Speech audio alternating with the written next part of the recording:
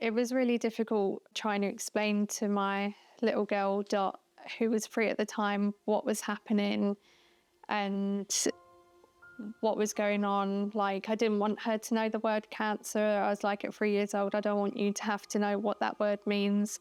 So all she knows that is that I had a poorly booby, that we would call it. It was diagnosed as stage 2 triple negative breast cancer, which is a bit of an aggressive form of breast cancer. It's a bit more harder to treat.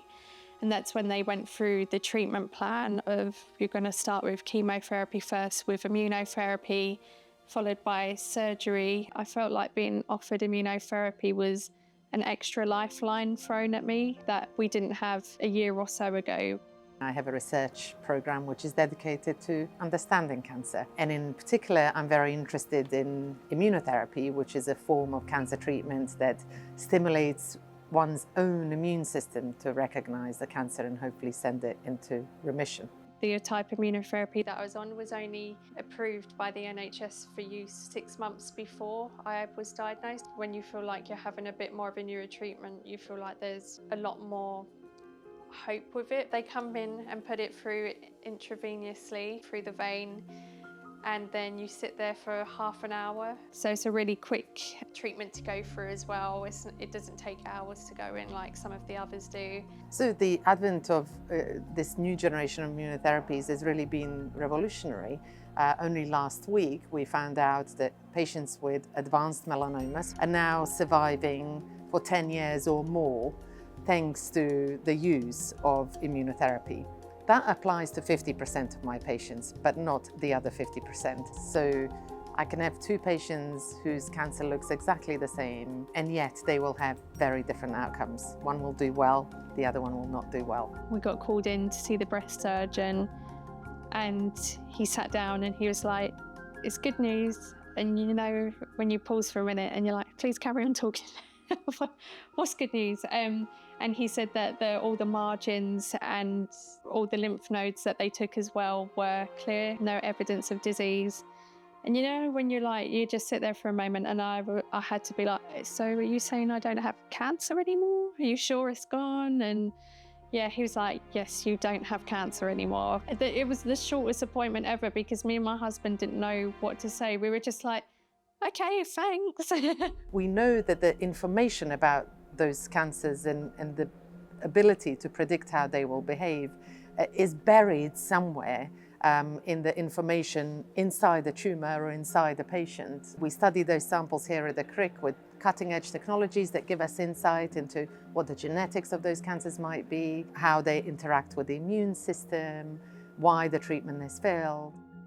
And it's also very difficult to manage the fact that some of these treatments, in spite of being successful, can cause very severe lifelong side effects for people.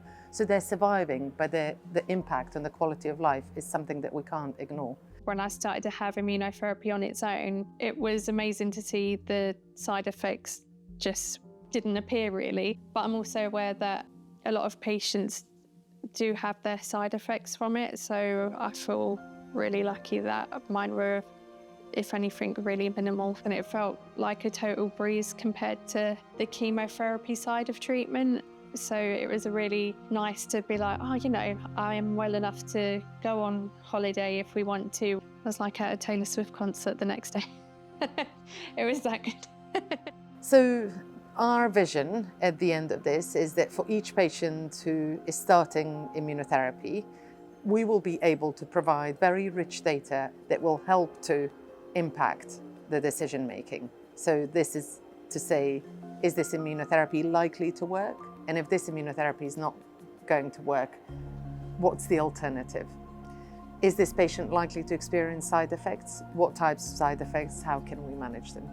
And we believe that we will be able to generate this type of information for individual patients by the end of this program. We're going to be looking at just over 3,000 patients that have already received immunotherapy. We're looking to recruit patients prospectively throughout 5 or 6 NHS trusts These are patients who will be undergoing immunotherapy, and we'll be following those patients up and generating this information. To fund this type of treatment and put research into it feels super important, because it feels like we're moving on from the traditional treatments of chemo and radio, and we're finally offering something else. We have industry, we have academia, we have healthcare organisations, and we have patients. We're all working together to address this problem. So my advice to anyone that was thinking about starting immunotherapy would be to definitely go for it. With cancer treatment, there are, limited options. Take every option you can get to live.